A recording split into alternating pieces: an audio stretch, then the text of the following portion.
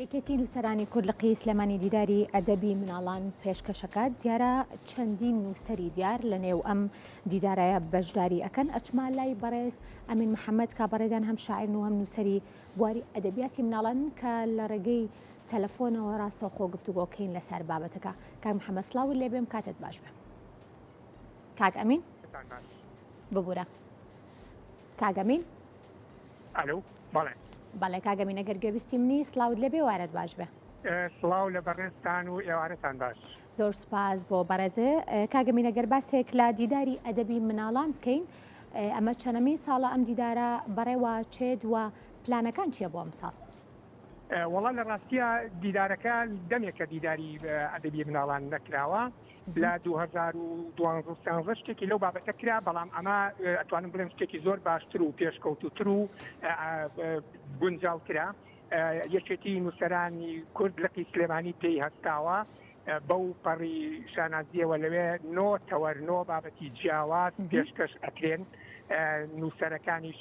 کەسانی شارەزای بوارەکەن، ناوچەی جغرافیمان لە بەرچاو گرتووە، خەڵکی سلێمانی تایە، خەڵکی هەولێری تایە، خەڵکی کۆی تایە، مەبەستم لە نووسەرەکانە و دەبەری ڕاپەڕینی تایە. بابەتەکان پەیوەستن بە بواری ئەدەبیاتی مناڵان و بە بواری پەروەردە. باشە مامۆستا بە بڵێن ئامانج لە بەڕێوەچوونی دیدارێکی لەم شێوەیە و کۆکردنەوەی بەشێک لە نووسەرە دیارەکانی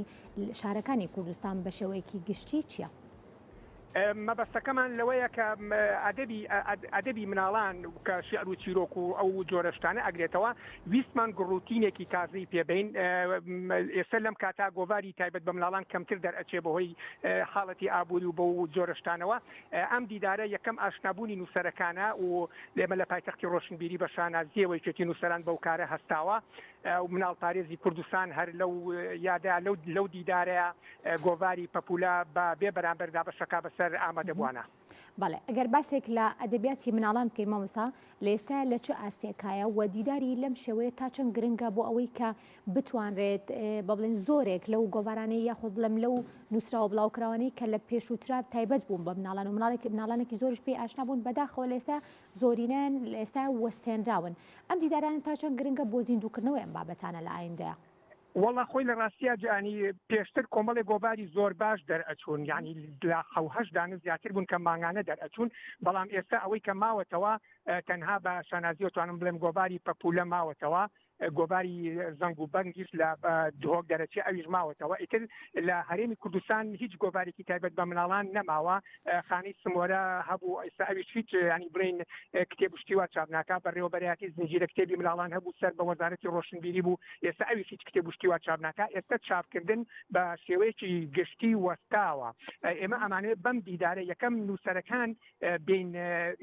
گفتوگۆ زیاتر و ڕابگۆڕینەوە و ئەو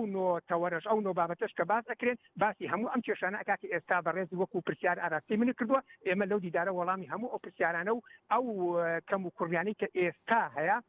ئێمە لەوێ وەڵامی ئەدەینەوە و ئێمە داواکاریشین بەڕاستی ینی کە گۆڤارەکان یان ئەو دەستگا ڕۆشنبیریانەی کە بۆ مناڵان بوون وەکو خانەی سمۆرە بەڕێوەبەراتی زنجیرە کتێبی مناڵان ئەمانە بکەونەوە کار کتێب بۆ نووسەرەکان چاپ بکەن. ئێمە مەبەستمان تەنها لەوەیە کە خزمەت بە بواری ئەدەبیاتی مناڵان بکەین. یەکێتی نووسەرانی کورد بۆ پەڕیشانازیەوە ئێمە هەرچیمان ویستووە هاتووە بەدەممانەوە. لە ڕاستە ئێمە لێرە لەوێ گلەیمان زۆر کردووە کە کەس نایە بەدەممان و گرنگی بە بواری ئەدەبیاتی مناڵان نادرێ، بەڵام ئەوە یەکێتی نووسەران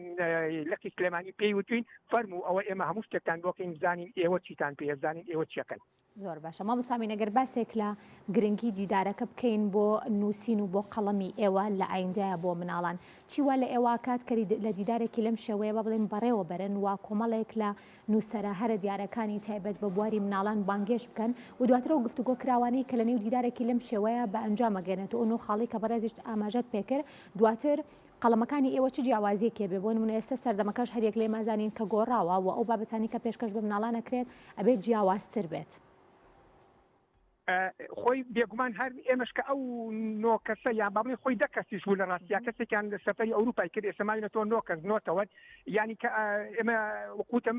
سلێمانی و هەولێر و ناوچەی بڵێن دەبەری ڕاپەڕین و ئێمە شوێنەکانمان هێناوە ئەو قەڵەمە دیارەکانن هاچەند قەڵەمی دیاری تریشمان هەیە هەر ئەوە نین بەڵام ئێستا لەم دەرفەتا هەر تەنها ئەو نۆ بەڕێزە ئەو نۆ کەسە بەشدار ئەبن کەسانی دیارن کەسانی شارەزای بوارەکەن کەسانی چالاکن ینی کەسانیان تایە هەر لە ئەم ساڵی 2022 حوت کتێبی چاپ کردووە 4 کتێبی چاپ کردووە ینی کەسەکان زۆر گورج و گۆڵن کەسەکان زۆر چالاکن گۆباری پەپولا گۆباری گڕووگاڵ لە مەهاباد گۆباری کانی لە مەهاباد ئەمە شایەتی بۆ ئەم نووسەرانە ئەیا کە چەند چالاکن و ماگانە شعر و چیرۆک و بابەتەکانیان لەو گۆڤارانە بەڵاو ئەبێتەوە بەڵام بێگومان چەندین نووسەری تری بەتواناش هەن کە لەگەڵ ئێمە ئێستا ئەمڕۆ بەشدار نین بەڵام لە دەرفەتی تر و لە کاتی تر ڕەنگە بۆیان نەگونجابێ ئەوانیشە گونجێت خۆ ناشکرێ دیدارێک مەسەلەن 50 کەس تیا بەشداریکە بە شانازیەوە کەسانی زۆر باشمانێ بەڵام ئێمە ڕاستپاردەمان ئەبێت ینی ئێمە کۆمەڵێک کێشە هەیە کە ئێستا لە گۆڕەپانەکە هەیە لە گۆڕەپانی ئەدەبیاتی مناڵان هەیە ئێمە ئەو کێشانە کاوچوو ئەەکەین ئەو کێشانەکەین بە ڕاستپاردە لە بینی خۆمانە ینی ئێمە پرسیار ئەو ڕوژێنین پرسیار ئەەکەین ینی ئەڵێن کاکە ئەمە خاڵی ئەمر ئەدەبیاتی مناڵانە ئێمە ئەمە پێشنیاز ئەەکەین بزانین بۆ چۆنی خەڵک لەو بارەوە چۆنە زۆر باشە بەیوەی کاری باش و کاری جوانتر مامۆستا ئەمین پێم خۆشە لە زاری بەڕێستەوە کات و شوێن و هەروە کێنە و کەسانی کاتوان بێن لە دیدارەکەیە بەشدار بن ئەو بەشداربووەکان بەڕێز دکتۆر هاوژین سڵێوە بەڕێز پەیام ئیبراهیم بەڕێز زیاد ڕەشاد دکتۆر ماجد خالید مامۆستا مەحموود باجەلان زارا ئەحمەدجاف ڕۆستەم خامۆش فەوزیە مەنمی بەندەش بەشدارم ئەمین محەممەد نۆ کەسین بە نۆ تەوەری جیاوات کە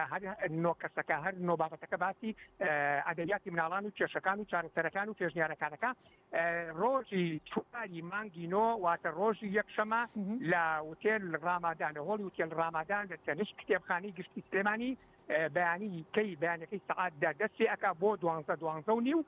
ئێوارەکەشی لە سعات 3 دەستیەکە بۆ سعات 6